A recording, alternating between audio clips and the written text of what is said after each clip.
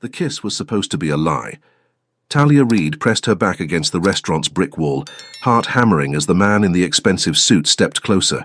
His dark eyes held desperation she'd never seen before, raw, unguarded panic that made her forget he was a stranger.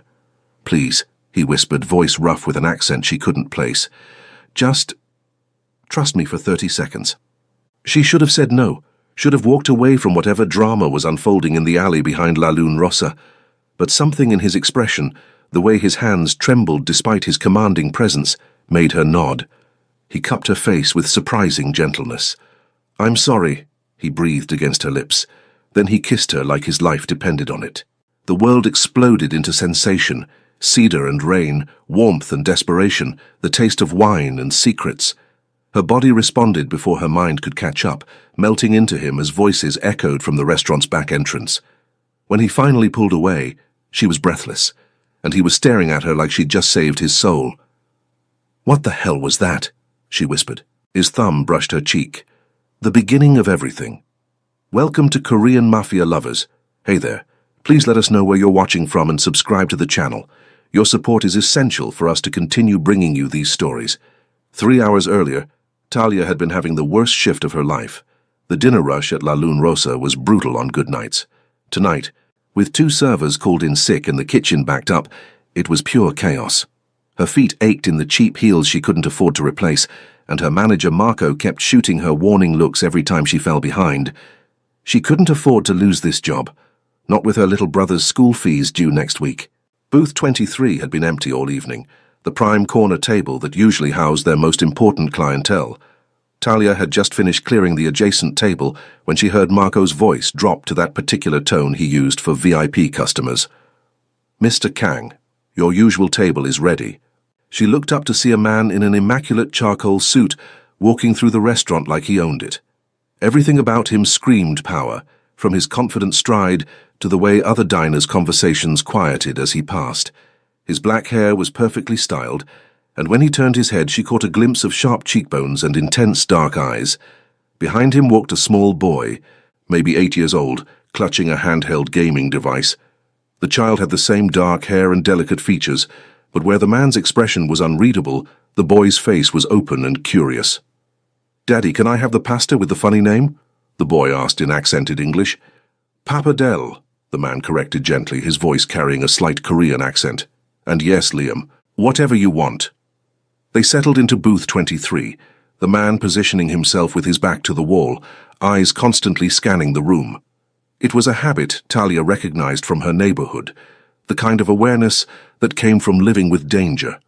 She approached their table with practiced professionalism. "Good evening, I'm Talia, and I'll be taking care of you tonight. Can I start you with drinks?" The man's gaze flicked up to her, and for a moment something shifted in his expression. His eyes lingered on her face, not in the leering way she was used to from customers, but with genuine attention. "Water for both of us," he said quietly. "And—" he hesitated, studying the wine list. "What do you recommend?" It was an unusual question. Most customers in his price range ordered specific bottles without consulting the staff. "The Barolo is excellent," Talia offered. "Full-bodied, pairs well with our braised short ribs." He nodded slowly. "The Barolo. Thank you." As she walked away, she felt his eyes follow her. Not uncomfortable exactly, but intense, like he was memorizing details. When she returned with the wine and water, Liam looked up from his game with bright, curious eyes. "Are you from here?" he asked with the directness only children possessed. "Liam," his father warned quietly. "It's okay," Talia smiled. "I grew up about 20 minutes from here. What about you?" "We moved here from Seoul when I was little," Liam said proudly. "But Daddy says I'm American now, too." Mr. Kang watched this exchange with something that might have been relief, as if his son's easy interaction with her had passed some kind of test. "Have you decided on dinner?" Talia asked. "The pappardelle for him," Mr. Kang said, "and I'll take the short ribs you mentioned." As she wrote down their order, her phone buzzed in her apron pocket. A text from her brother Marcus. "Tuition deadline moved up. Need $800 by Friday." Her stomach dropped. Friday was 3 days away. Even with tips, she was at least $200 short. "Everything all right?" Mr. Kang's voice was unexpectedly gentle. She looked up, realizing her distress must have shown on her face. "Yeah, sorry, just family stuff." He studied her for a moment, then reached for his phone, which was buzzing insistently. His expression darkened as he read the screen. Whatever the message said, it transformed him from a concerned customer into something harder, more dangerous. "Daddy?" Liam looked worried. "Is Uncle Han calling again?" Mr. Kang's jaw tightened. "Yes, but we're having dinner, it can wait." But the phone kept buzzing, text after text, each one making his expression more grim. When she brought their food, Liam was chattering about school while his father stared at his phone with the expression of a man facing execution. "The pasta looks amazing," Liam said happily. "Daddy, try some." But Mr. Kang barely seemed to hear him. His phone buzzed again, and this time when he read the message, all color drained from his face. As the evening wore on, more messages arrived. Each one seemed to tighten the noose around Mr. Kang's neck. He barely touched his food, instead watching the restaurant entrance with growing tension. Then, at exactly 9:30, everything changed. A group of well-dressed Korean men entered the restaurant, moving with coordinated precision. Behind them walked an elderly man in an expensive suit, his silver hair perfectly styled, his expression stern and disapproving. And behind him, a young Korean woman in an elegant dress, beautiful and poised, but with eyes that held no warmth. Mr. Kang's phone buzzed one final time. He read the message, and his face went completely blank. "Liam," he said quietly, "I need you to stay right here, okay?" "But Daddy." "Please."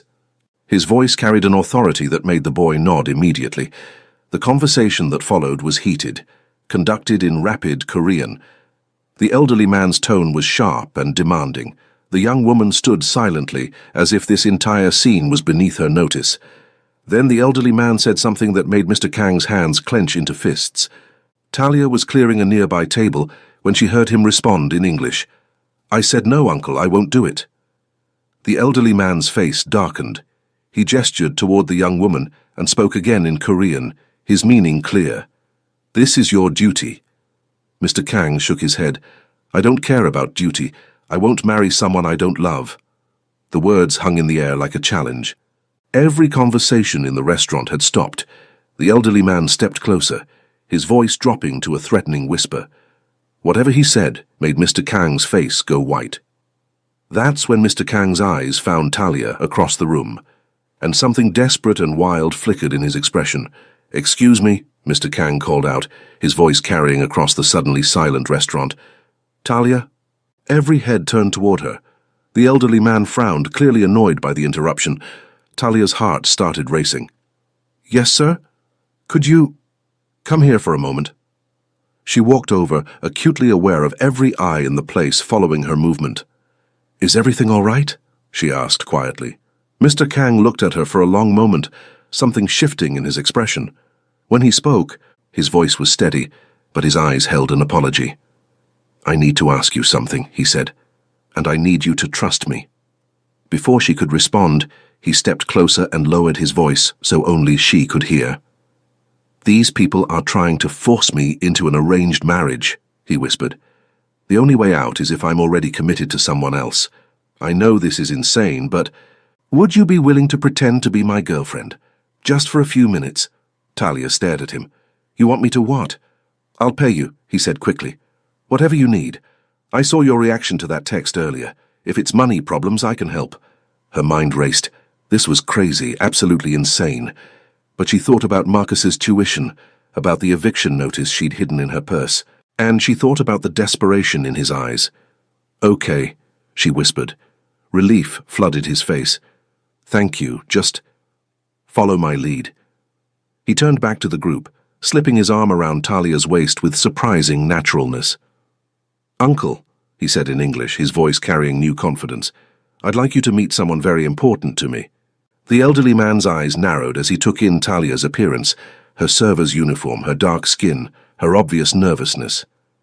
"This is Talia Reed," Mr. Kang continued. "My girlfriend." The words hit the group like a physical blow. The young woman's composure cracked slightly. The elderly man's face went through several shades of red. "Ren," the elderly man said, his accent thick with anger. "What is the meaning of this?" "Ren. So that was his real name." "The meaning," Ren said calmly, "is that I'm already in love with someone. Someone I chose." His uncle launched into rapid Korean, his voice rising with each word. Ren responded in the same language, but his tone remained steady, almost defiant. The argument continued, growing more heated.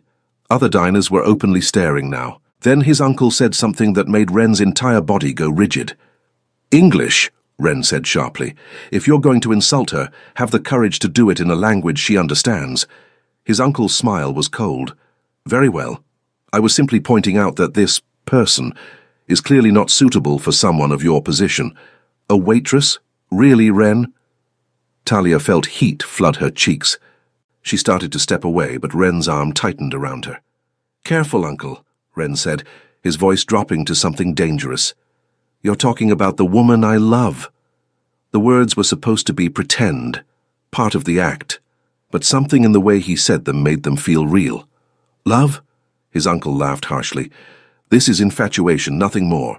Marry Hyejin as planned, and keep your little waitress as a mistress if you must." The casual cruelty of it hit Talia like a slap. Ren went very still beside her. "Apologize," he said quietly. "I will do no such thing. This charade has gone far enough." That's when Ren moved. He stepped forward, putting himself between Talia and his uncle, his posture shifting into something that made every person in the restaurant take an unconscious step back. "Let me be very clear," he said, his voice carrying an authority that made the air itself seem heavier. "Talia is under my protection. Anyone who disrespects her disrespects me." His uncle's face went pale. Whatever power dynamic existed between them, Ren had just shifted it decisively. "You would threaten your own family for this girl. I would protect the woman I love from anyone," Ren said simply, "including family." The silence stretched taut. Then the young woman, Hyejin, who had been watching the entire exchange with calculating eyes, spoke up. "I think," she said carefully, "that a man who would stand up to his family for love might actually be worth marrying. But not to me." She smiled slightly. "I have no interest in being second choice to a waitress who clearly has his heart." She turned to Ren's uncle. "The engagement is off." With that, she walked out of the restaurant, leaving stunned silence in her wake. Ren's uncle stared after her, then turned back to his nephew with fury, and something that might have been grudging respect. "This isn't over," he said in Korean. "Yes, it is," Ren replied in English. His uncle and his entourage left without another word, but Talia could see the promise of future consequences in the elderly man's eyes. The restaurant slowly returned to normal, but Talia remained frozen in place, processing what had just happened. "Talia," Ren said softly, his arm still around her waist. "Are you okay?" She looked up at him, seeing him clearly for the first time. The expensive suit, the way other people deferred to him, the casual authority with which he'd just defied his family. "Who are you?" she whispered. His expression grew guarded. "Someone you probably shouldn't get involved with. Too late for that, don't you think?" Before he could respond, a small voice piped up from booth 23. "Daddy, is Talia going to be my new mum?" They both turned to see Liam watching them with bright, hopeful eyes. Ren's face went through several expressions: panic, embarrassment, and something softer. "It's complicated, buddy," he said gently. "But you like her," Liam said with devastating directness. "I can tell." Talia's heart clenched. When was the last time someone had noticed something that small about her? "Actually," Talia interrupted, surprising herself, "I think we need to talk, privately." The alley behind La Lune Rosa was quiet, lit only by the security light above the back door. The moment they were alone, the pretense fell away. "My name is Ren Jae-myung," he began. "I run, let's call it a business empire. Some of it's legal, some of it exists in grey areas, and some of it would be very difficult to explain to the police." Talia's stomach dropped. "You're telling me you're a criminal. I'm telling you I'm a businessman who operates in a world where the lines are often blurred." His voice was matter-of-fact. "My family has been in this business for 3 generations. I inherited it when my father died. Including arranged marriages. He ran a hand through his hair. "My uncle believes that marrying Hyejin would strengthen our position. More territory, more influence, more power. And you don't want that? I want my son to grow up in a world where he has choices, Ren said quietly. Where he can be whatever makes him happy, instead of inheriting a legacy of violence and obligation. The sincerity in his voice caught her off guard. So you used me, she said, but without anger. Yes, and I'm sorry for that. But Talia... He stepped closer. When I looked at you tonight, when you talked to Liam like he mattered, when you treated me like a person instead of a title, I remembered what it felt like to want something real. Her heart was beating too fast. This is crazy. I don't know anything about your world. Good, he said firmly. It's not a world anyone should have to know about. But you're in it. I'm trying to get out of it, or at least change it into something better. He paused. My uncle won't give up easily. Tonight was just the opening move. Talia felt a chill. What kind of threats? The kind that could involve anyone I care about. The implication hung between them. By claiming her as his girlfriend, he'd made her a target. What have you done? She whispered. I've put you in danger, he said bluntly. And I hate myself for it. But I can also protect you, if you'll let me. Protect me how? Security, a safe place to stay. Financial support so you don't have to worry about whatever was in that text that upset you earlier. The offer was tempting, more than tempting, but it also felt like selling herself. I'm not a kept woman, she said firmly. I'm not asking you to be. I'm asking you to let me help while we figure out what happens next. What happens next? Ren was quiet for a moment. I don't know. This was supposed to be temporary, but now... He looked at her with something that made her breath catch. Now I can't stop thinking about what it felt like to have you in my arms. The words hit her like a physical blow. You don't know me, she said weakly. Then let me learn. Before she could respond, the back door burst open. Marco appeared, looking frantic. Talia, there are men inside asking about you. Expensive suits, serious faces. They're making the other customers nervous. Ren went rigid. What kind of men? They're sitting at table 12, but they keep looking toward booth 23 where the kid is. Shit. Ren was already moving. They're watching Liam. They rushed back into the restaurant. Talia could immediately spot the men Marco had mentioned. 3 Korean men in dark suits, positioned strategically around the dining room. Liam was still in booth 23, but he looked scared now. Ren slid into the booth beside his son, his movements casual but his voice urgent. Hey buddy, how about we take the rest of your dinner to go? Are those men here because of what happened earlier? Liam asked quietly. Ren's jaw tightened. His son was too perceptive for his own good. Maybe, but don't worry about it. As Ren signaled for the check, one of the men stood and approached their table. He spoke in Korean, his tone respectful but firm. Ren responded in the same language, but Talia could hear the tension underneath his calm words. The man glanced at Liam, then at Talia and said something else. Ren's response was sharp, final. The man nodded and returned to his table, but he didn't leave. What did he say? Talia asked.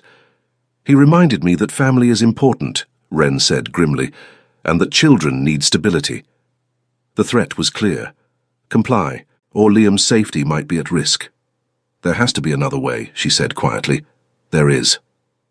Ren looked at her with an expression that was equal parts hope and desperation.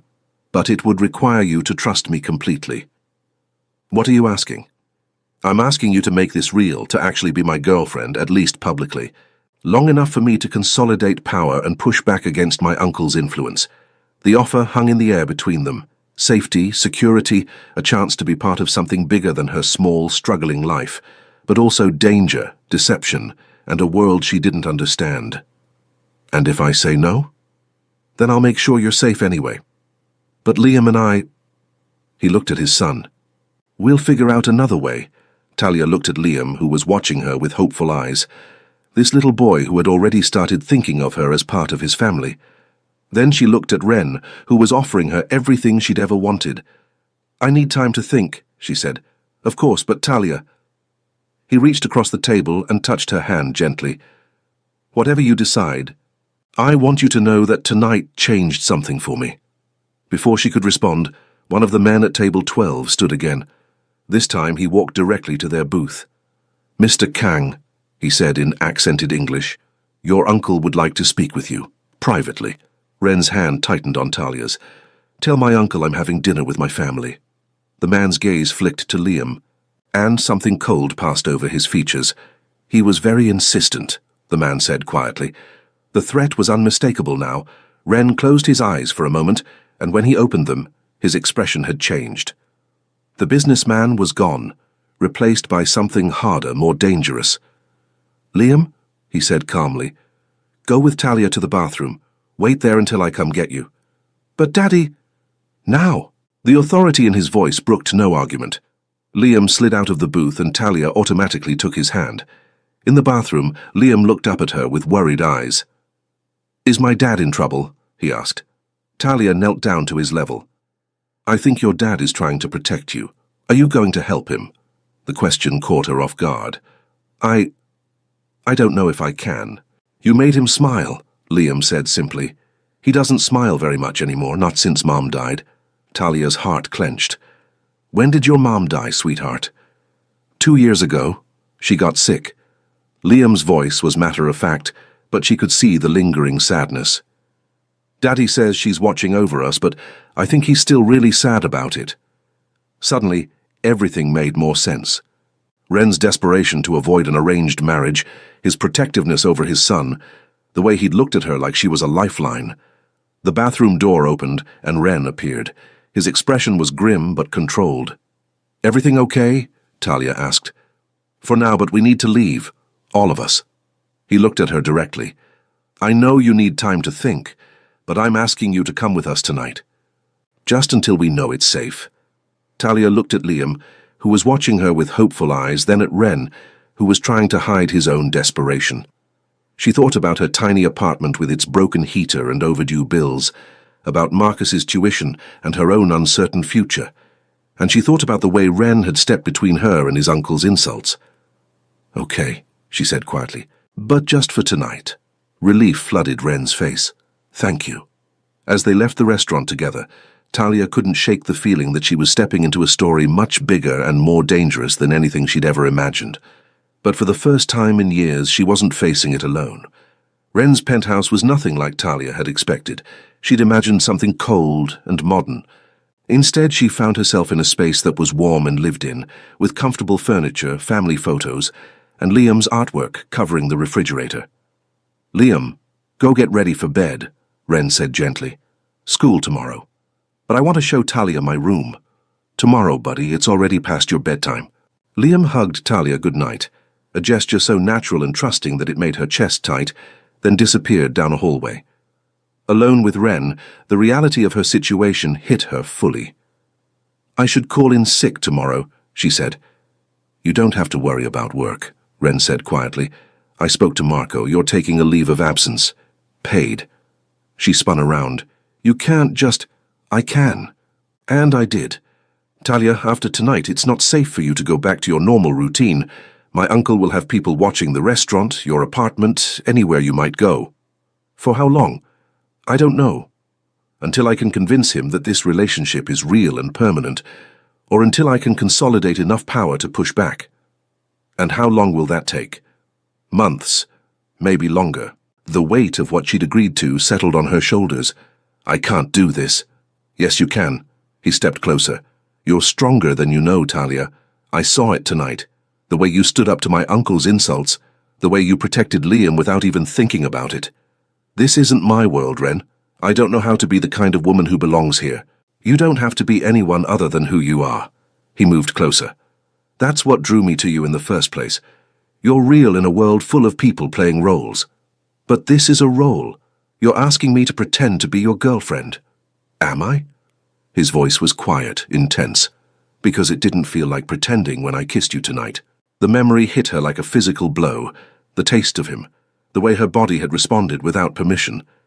That was just adrenaline, she said weakly. Was it? He was close enough now that she could see the flecks of gold in his dark eyes. Because I've been in plenty of high-stress situations, and I've never wanted to kiss anyone the way I wanted to kiss you. Her breath caught. Ren. And I know this is crazy. I know I have no right to ask this of you, but Talia, what if it doesn't have to be pretend? Before she could respond, her phone rang. She glanced at the screen and her heart sank. "It's my brother." "Take it," Ren said, stepping back. "Hey, Marcus," she answered. "Talia, thank God, I've been calling you for hours. Where are you?" "I'm with a friend." "What's wrong?" "I went by your apartment to drop off some papers, and there were guys there, guys in suits asking your neighbors about you." Talia's blood went cold. She looked at Ren, who had gone very still. "What kind of questions?" she asked. "Where you work, who you spend time with if you have a boyfriend. Mrs. Chen said they seemed really interested in your schedule." Ren was already moving, pulling out his phone and typing rapidly. "Marcus, listen to me carefully," Talia said. "I need you to stay away from my apartment for a while. And if anyone approaches you asking about me, don't tell them anything." "Talia, you're scaring me. What's going on?" "I'm involved in something complicated," she said finally. "But I'm safe. I just need you to trust me." "This is about a guy, isn't it?" Marcus's voice sharpened. "Talia, if someone is threatening you, no one is threatening me," she lied. "I just need some time to sort things out." After she hung up, Ren looked at her with grim sympathy. "They're moving fast," he said, "faster than I expected.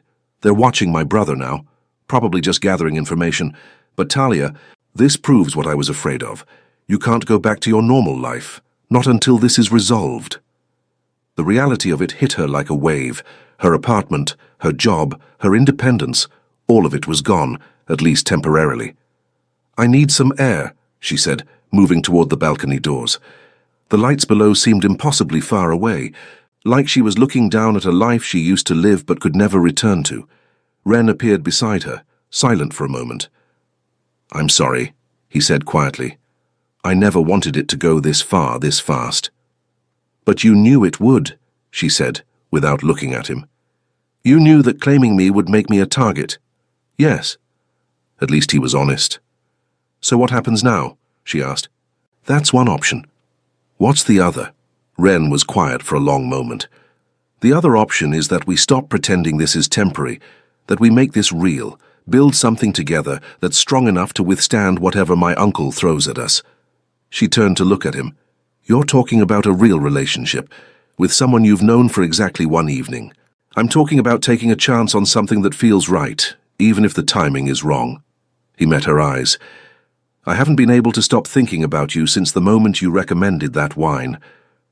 Ren, you don't know me.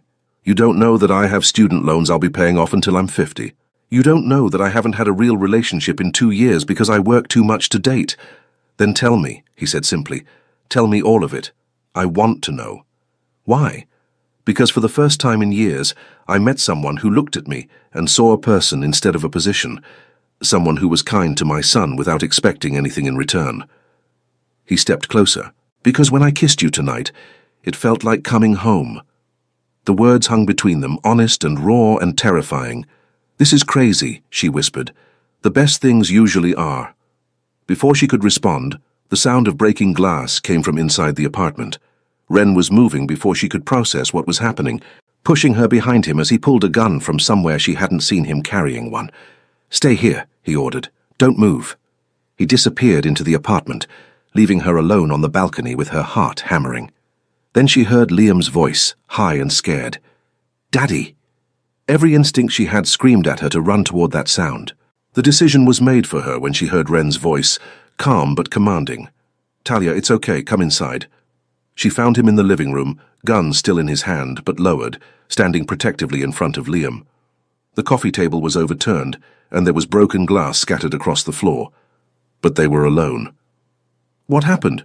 she asked. "Someone threw a brick through the window," Ren said grimly. "With a message." He handed her a piece of paper. The message was in Korean, but someone had written an English translation underneath. "Family obligations cannot be avoided forever." "They were here." Talia's voice came out smaller than she intended. "Long enough to make their point." Ren's expression was grim. Liam was pressed against his father's side, still in his pajamas, eyes wide with fear. "Daddy, why did someone break our window?" Ren holstered his gun and knelt down to his son's level. "Some people are upset with me about a business decision, but it's going to be okay." He stood and pulled out his phone, speaking in rapid Korean. The conversation was brief but intense. When he hung up, he looked at Talia with an expression she couldn't read. Pack whatever you need, he said. We're leaving. Where are we going? Somewhere safe. Somewhere my uncle can't reach us while I figure out how to end this. 20 minutes later, they were in Wren's car, a sleek black sedan. Liam was in the back seat, clutching a stuffed animal and trying to be brave. I don't have anything, Talia said, realizing she had nothing to pack. We'll get you whatever you need, Wren said without hesitation. As they drove through the city, Talia watched the familiar neighborhoods pass by and felt like she was leaving her entire life behind. Where exactly are we going? She asked. I have a house outside the city. Secure. Private. My uncle knows about it. But he also knows that attacking it would be an act of war. Act of war? There are rules in my world, Talia, lines that even family doesn't cross. Attacking someone's private residence, threatening their child. Those are declarations of total war. And your uncle is willing to risk that? He's desperate. The marriage alliance was worth millions to him. Without it, he loses face, loses influence, loses money. Wren glanced at her. Desperate people make dangerous choices. The house was beautiful, a modern structure nestled in the hills, all glass and natural wood. Security lights illuminated the driveway as they approached. This one is special, Wren said as he carried a sleeping Liam inside. I designed it myself, had it built after Liam was born. It was supposed to be our family retreat. The interior was warm and inviting, with family photos covering the mantel. Wren and a beautiful Korean woman, Liam as a baby, candid shots of family gatherings. She was lovely, Talia said, looking at a photo of Liam's mother. She was. Wren's voice was soft with memory. She would have liked you. How can you know that? Because she believed that family was about choice, not blood. That love was about seeing someone clearly and choosing them anyway. He looked at Talia directly. She would have seen what I see in you. And what's that? Strength, kindness, the courage to stand up for what's right even when it's scary. He paused. The ability to make a broken man remember what it feels like to hope. Wren, she started, but he shook his head. I know this is overwhelming. I know I'm asking too much, too fast, but Talia, I need you to know that this isn't just about the marriage arrangement anymore. He stepped closer. This is about the fact that I'm falling in love with you. Real love. The kind that changes everything. Her heart stopped. You can't know that. It's been one day. Sometimes one day is enough. Sometimes you meet someone and you just know. He reached up and touched her face gently. I know this is crazy. I know the timing is terrible and the circumstances are impossible. But Talia, what if we stopped fighting this and just let it happen? She looked into his eyes and saw everything she'd been afraid to hope for. Genuine affection, respect, the promise of being seen and valued and loved. What if it doesn't work? She whispered. What if it does? Before she could respond, his phone rang. He glanced at the screen and his expression darkened. It's my uncle. He answered the phone, speaking in Korean. The conversation was brief but heated. When he hung up, his face was grim. What did he say? He's giving me 24 hours to reconsider. After that, he's going to make this personal. What does that mean? It means he's going to come after you directly. And Liam. The weight of it settled on her shoulders. She wasn't just playing a role anymore. She was a target. Maybe I should leave, she said quietly. Let you handle this without worrying about me. No. His voice was firm, final. Running won't solve this. He'll find you, and when he does, I won't be there to protect you. So what do we do? Wren was quiet for a moment, and when he spoke, his voice carried a new determination. We stop playing defense. We make this real, make it public, make it impossible for him to break us apart. How? He looked at her with an intensity that made her breath catch. We get married. The words hit her like a physical blow. What? Think about it, Talia.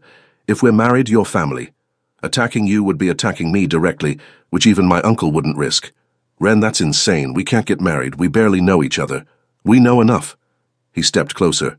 We know that we care about each other. We know that we want to protect Liam. We know that there's something real between us. But marriage doesn't have to be forever if you don't want it to be. But right now, it's the only way to keep you safe and give us the time we need to build something real. She stared at him, trying to process what he was asking. You want me to marry you to save us both from your uncle. I want you to marry me because I love you, he said simply. The fact that it also solves our immediate problem is just a bonus. You don't love me. You can't. It's been one day. Then explain this, he said, cupping her face in his hands. Explain why I can't stop thinking about you. Why the thought of you being hurt makes me want to burn down the world. His thumb brushed across her lips. Explain why when I kissed you, it felt like coming home. She closed her eyes, overwhelmed by the intensity of his gaze, the sincerity in his voice. This is crazy, she whispered. The best things usually are, he repeated softly. When she opened her eyes, she saw everything she'd been afraid to want reflected in his expression. Love, commitment, the promise of a future she'd never dared to imagine. If I say yes, she said quietly, if I marry you, what happens then? Then we build a life together. We protect Liam, we face down my uncle, and we see what this thing between us can become. And if it doesn't work out, then at least we'll know we tried, that we chose love over fear. She looked at this man who was offering her everything, protection, security, love, a family, and realized that somewhere in the space of one impossible day, she had started to fall for him too. Okay, she whispered. Okay? Yes, I'll marry you. The smile that spread across his face was like sunrise, warm and bright and full of promise. You won't regret this, he said, pulling her into his arms. I already do, she said, but she was smiling too. This is the craziest thing I've ever done. Good, he murmured against her hair. Crazy looks good on you. As he held her, Talia felt something she hadn't experienced in years. Hope.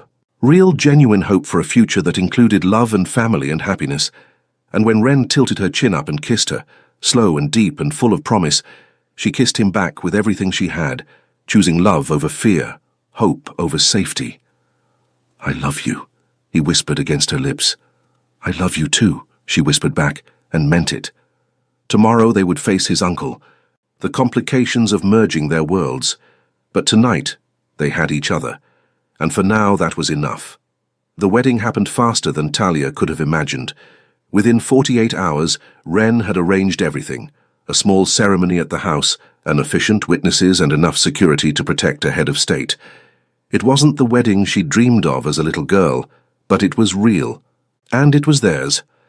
Marcus arrived that morning, still confused but supportive after Ren had personally called to explain the situation.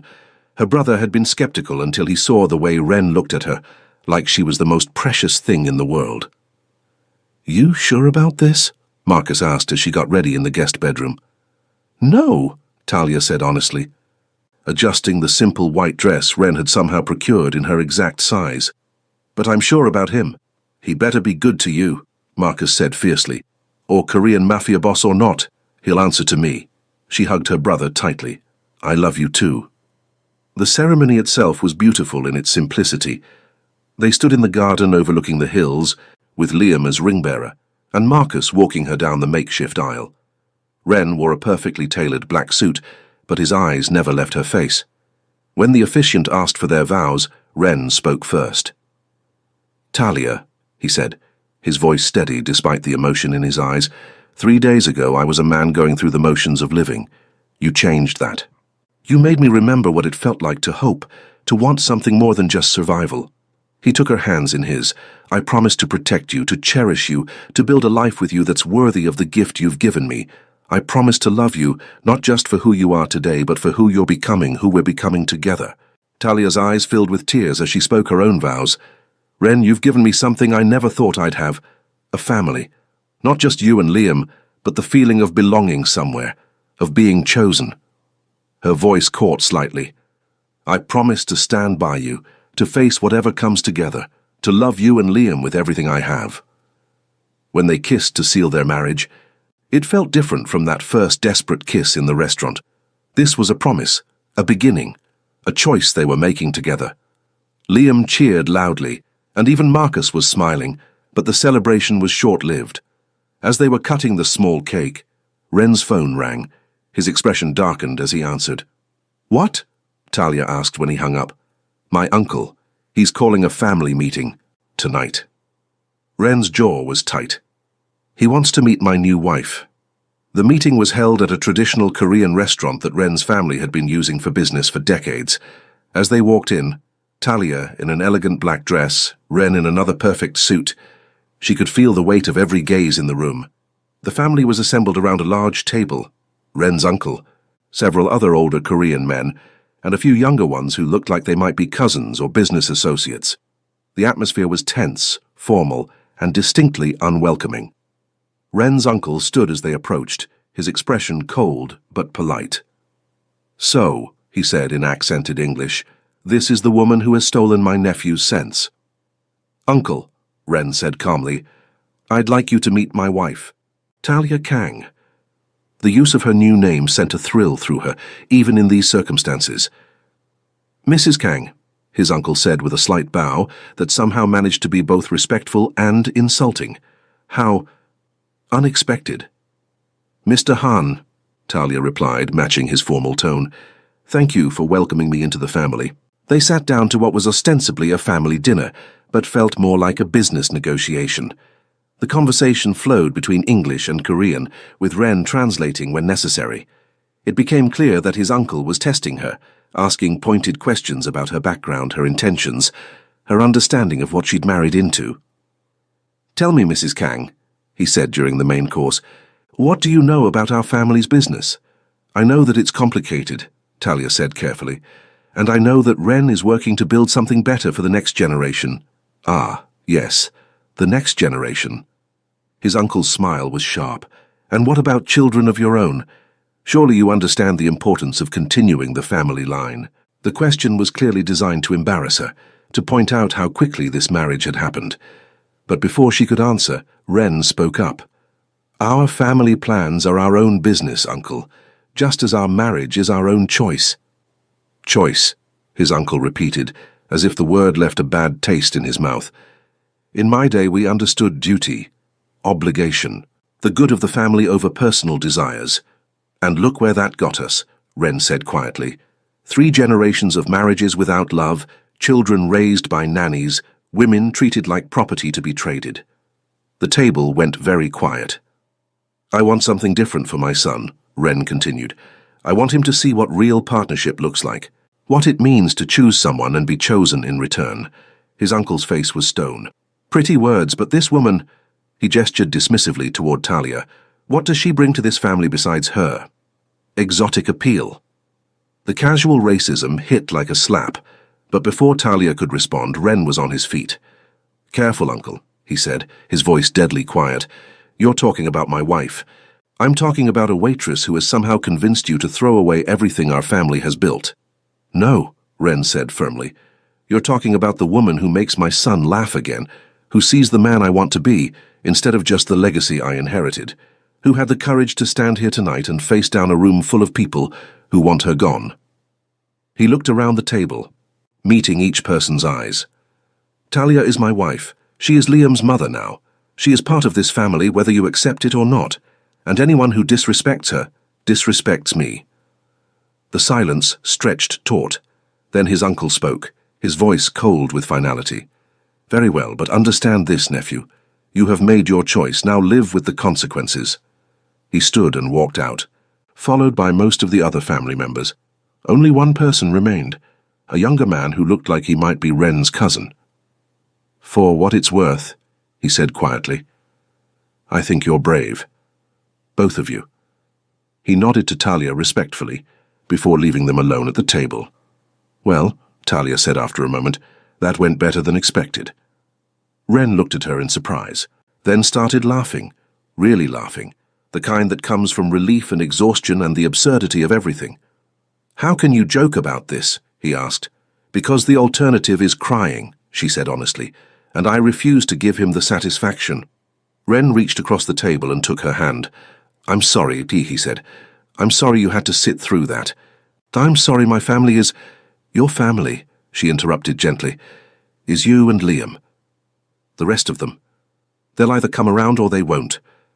But it doesn't change what we have." He brought her hand to his lips and kissed her knuckles gently. "How did I get so lucky?" he murmured. "I ask myself the same question every day." As they left the restaurant together, Talia felt something she hadn't expected. Relief. The worst was over. They'd faced down his uncle, declared their commitment publicly, and survived. Whatever came next, they would face it together. "So," she said as they got into the car, "what now?" "Now," Ren said, starting the engine, "we go home. We tuck Liam into bed, and we start building our life together. Just like that. Just like that." As they drove through the city toward their new home, Talia thought about how much her life had changed in just a few days. A week ago, she'd been a struggling waitress with no prospects and no hope. Now she was married to a man who loved her, stepmother to a boy who had already claimed her heart, and part of a family that was complicated and dangerous, but undeniably real. It wasn't the life she'd planned. It was better. Time had passed since that first impossible night at La Lune Rossa, and Talia still sometimes couldn't believe this was her life.